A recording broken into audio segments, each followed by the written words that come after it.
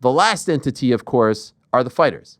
And to me, they're the big losers here. So yesterday, we kind of just presented you the news and sort of talked about it, digested it, inspected it, dissected it, all that stuff and more. Today, I want to talk more about it as I've had time to allow myself to think, ponder, marinate this massive news. And one of the conclusions that I came to, which, it doesn't take a rocket science to break this down this way, but this is how I'm breaking it down. 4 entities are at play here. 4 entities were involved and affected by yesterday's news. Obviously, the first would be Paramount, the new Paramount, Skydance, David Ellison, the 42-year-old son of the media mogul, Larry Ellison. He's got this company, Skydance. They take over Paramount. It was officially announced late last week. He does a deal with South Park. He wants to revamp everything. He wants to be the big dog. He wants to own a sport. And so they are affected positively because there were only so many sports left to own. He wanted to own something. Yes, they're in business with the NFL, but they don't own the NFL. Yes, they're in business, with the PGA, but they don't own golf. They've got March Madness. They don't own March Madness or NCAA basketball. They've got Champions League, but they don't own soccer. They can own essentially a sport by being the exclusive home of the UFC. Remember, they told us this yesterday afternoon. They said the initial deal was for the 30 fight nights. They were going to take the 13 pay-per-views elsewhere. Once the Skydance / Paramount deal was finalized and approved, they said they wanted the whole thing that came together in 48 hours. And so for them, yes, we could debate whether or not they're overpaying. We'll only truly find out at the end of this deal, but they wanted to own something, and I think the deal is worth it for them because they get to own this entity that's very cool, hip, young, that is thriving, surging, all that stuff and more. And so that's entity number 1. Entity number 2 is the UFC. And of course, for them, they're the biggest winners of them all. And I'm talking about TKO in particular, because TKO just now, I always thought they would get $1 billion a year. I didn't think they'd get it from one home. I thought they would have to split it up among 2-3 partners. They're getting it from one home, which is a huge, huge win. They don't have the pressure of selling, marketing pay-per-views. All the shows are on Paramount Plus. Initially, Mark Shapiro, at the beginning of the day, Mark Shapiro told us that pay-per-view was dead and antiquated. Then he went on CNBC and said the 13 pay-per-views / PLEs likely all are going to be on CBS. Later in the day, Dana White was on CBS Sports HQ and said, it's going to be more like 4 are going to be on CBS and the rest would be on Paramount Plus, which makes a lot more sense because you want to get people to subscribe and watch those premium shows and not just, cherry pick them on free CBS, which is available in most of the country. And then at the end of the day, he told the New York Post, hey, let's chill out on all this pay-per-view is dead stuff because, I got a pay-per-view to sell this Saturday. I've got 4 more in 2025 coming up.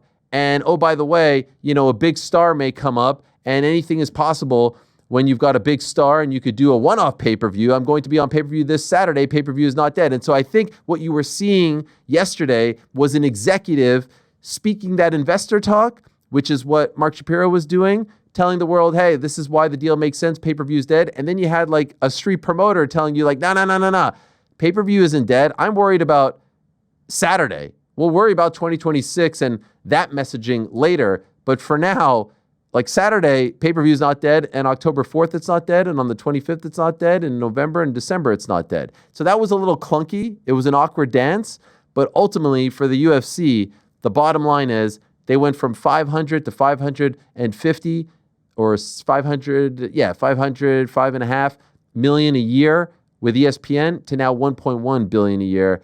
And so I would say they're the big winner, right? So that's entity number 2. Entity number 3, I would say, is the second biggest winner, which are the fans. The fans are big winners because now it goes from having a plus subscription plus having to buy pay-per-views, $79.99. And if you're a hardcore fan, that equals out to approximately $1,000 a year. Now you don't have to do that anymore. And as of right now, it's either $8 or $13 to be a Paramount Plus subscriber. $8 if you're, accepting ads, $13 if you want to bypass them. Remains to be seen if they up that number.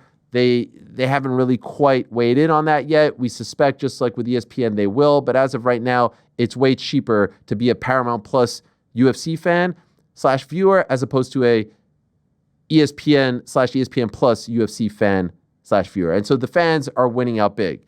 The last entity, of course, are the fighters. And to me, they're the big losers here.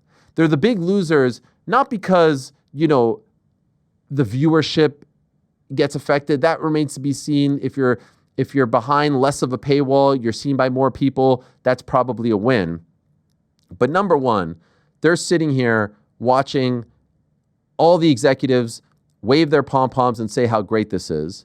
They're sitting here hearing Dana White say this is good for the fighters. And so my thought process goes to, well, how? How is it good for the fighters? Is the base pay going up? Is the introductory pay going up? 10 and 10. Is it now going to be 20 and 20? Are we getting rid of the show win model as a result? Are the performance bonuses now going to be 50K to 100K? Is it going to be now like 100K a pop as opposed to 50K a pop? What becomes of the champions with pay-per-view points? We saw Tom Aspinall on the program yesterday saying, well, what becomes of my pay-per-view points? No one has told me. The vast majority, if not all of the fighters, didn't know about this. They didn't consult them. They don't have to. There's no CBA. And so they're all kind of wondering and scrambling. You'll get some out there being like, this is great. We're now on CBS. We're now on Paramount Plus. And yeah, okay, I get that. But let's talk about the reach, because Dana White says that he said it. I saw him on multiple interviews talking about how the reach is bigger. And so I think one of the big things that the UFC benefited from over the past 5 years, as far as reach is concerned, is the fact that a lot of young kids are in tune with ESPN. Not necessarily with SportsCenter, but ESPN's Instagram, TikTok, YouTube. They crush it on social media. They're the number one sports brand and one of the top entertainment brands on social media. ESPN on Twitter, SportsCenter on Twitter, ESPN MMA on Twitter. Okay, these are the numbers: 58.8 million ESPN, 45 SportsCenter, ESPN MMA 1.6. Compare that to, say, CBS, Paramount Plus, CBS Sports. Twitter 1.1, 416, 1.4. Blow them out of the water. Look at Instagram: 28.2 to 965, 38.8 to 1.5. 4.6 to 1.5, blown out of the water. Facebook, 24 to 2.4, 17.4 to 3.8, 4.8 to 4.4. Close on that one, but that's ESPN MMA to CBS Sports. It's not even apples to apples here, but we're trying to go 3 for 3, if you get what I'm saying. TikTok, 54.8 to 2.1. No TikTok for SportsCenter, somewhat surprising, but that's fine. They still blow them out of the water. 6.5 to 4.7. YouTube, 13.9 to 2.3, 2.4 to, say, 1.8 plus 1.04. Blow them out of the water. In total, that's 300.8 million followers / subs to 32.6 million followers / subs. And this is an interesting thing. One more note there at the very bottom of that screen. According to SportCal, ESPN Plus had 24.9 million subs at the end of the first quarter. Paramount Plus at 77.7. I would argue the vast majority of those 24.9 are UFC fans. The vast majority of the 77 aren't, but a lot of them are going to migrate. So yes, Paramount Plus is a bigger platform than ESPN Plus, but I would say that 24.9 is probably a greater number as far as UFC fans are concerned. All to say, when Dana says it's better for the fighters, I ask him how. ABC is in as many homes as CBS. Obviously, they're going to put the premium events on CBS, at least 4. Compared to the ones on ABC, and ABC didn't really turn any fighters into new stars. But I do sit here and wonder about that reach dwindling exponentially, and if that will make the fighter / the sport a lot less visible, I should say, and a lot less popular among the 18 to 34-year-old male who are the ones spending things, buying things, watching the vast majority of UFC content.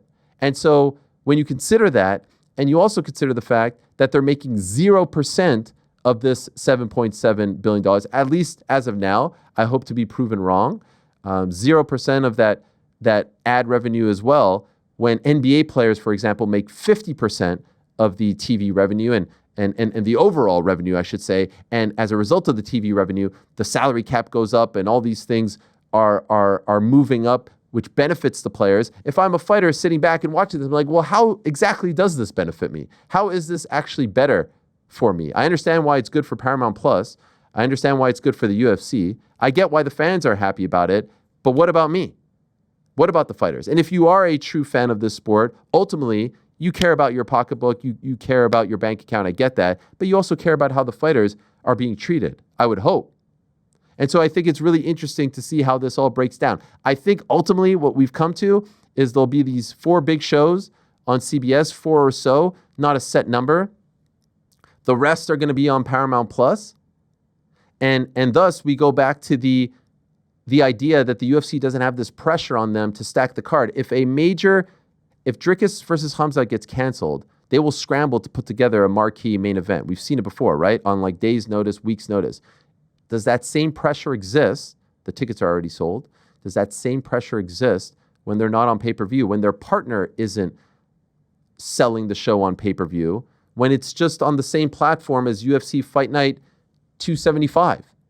So the whole dynamic is going to change. And oh, by the way, if we are in fact killing pay-per-view, and that's what they said, that's it. It's dead. It ain't coming back. In 7 years, you can't put that toothpaste back in the tube. That's it. We're done. We're out of the pay-per-view business. And the UFC was the last commodity left that was a consistent pay-per-view draw, if you will. Like, yes, the number is dwindling, a lot of that. We don't know if the viewership dwindled because a lot of people were pirating, but the buys were dwindling because it was a lot easier to pirate. But now you can't go back. In 7 years, you can't decide you want to do this differently and go back to the old way. Once you've already told people that you don't have to pay anymore and you've touted the fact that we want to save you money, you cannot go back. So it's very fascinating to see the trickle-down effect. For the UFC, they have, they have certainly reached the mainstream in case there are any doubters about that sort of thing. The NFL's media rights deal, $100 billion over 11 years, but it's split up between Fox, CBS, NBC, ESPN, Amazon, Netflix, all that. The NBA's deal, $76 billion over 11 years. MLB's deal, a lot closer, $12 billion over 7 years, so about 1.7. Olympics is $7.7 billion over 10 years. UFC is right beneath them, 7.7 over 7 years. College basketball in that vicinity as well. I think it's 8.8 billion. NASCAR is 7.7 over 7 years. PGA 6.3 over 9 years. NHL 4.4 over 7 years. MLS 2.5 over 8 to 9 years. And so the UFC is a top 5 sports entity here in the United States. They are crushing it. They have made it. They have survived. But what does that ultimately mean for the fighters? How does this truly benefit them?